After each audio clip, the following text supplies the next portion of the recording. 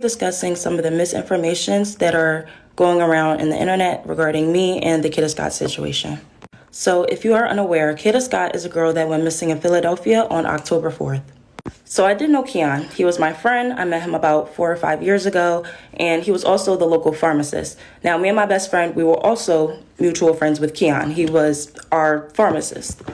So one day Keon calls me, and keep in mind, I am in school, I am in Maryland, and he will usually just call me, just to check up and talk. So he calls me and he asks me if I know Kada. And I'm like, yeah, I know Kada. And he's like, oh yeah, I noticed that she lives really close to you. I'm like, yeah, she lived right in the back of me. And I'm not thinking nothing of it because he usually calls me and, we just be chatting. He'll call me about the people that be around because he is the pharmacist. I live in the neighborhood and he be in my neighborhood.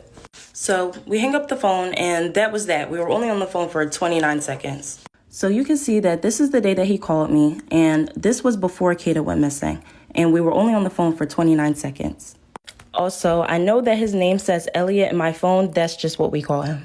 So a couple of days after that, my best friend calls me and, we're just talking about life. And I mentioned to her how Keon brought up Kada to me. I'm not thinking nothing of it. I'm like, oh yeah, he was probably trying to flirt with her. He's probably trying to get at her.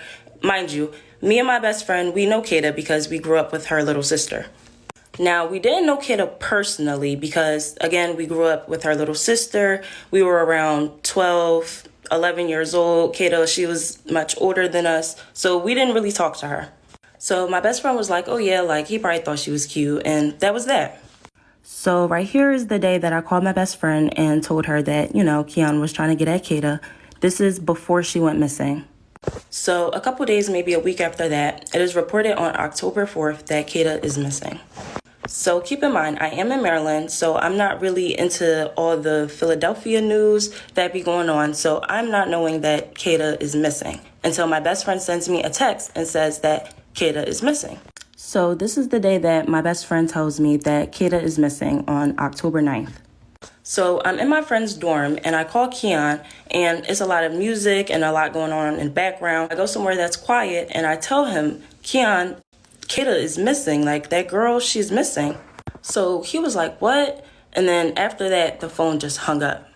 So here you can see that I called Keon and we were on the phone for 2 minutes. So you have to keep in mind, this was my friend, okay? I did not think that he could be capable of anything like this. In my head, I'm just thinking, there's no way in the world he could have did something like this. There's no way in the world. So then a couple of days after that, my mom sends me a screenshot of Keon turning himself in for the kidnapping.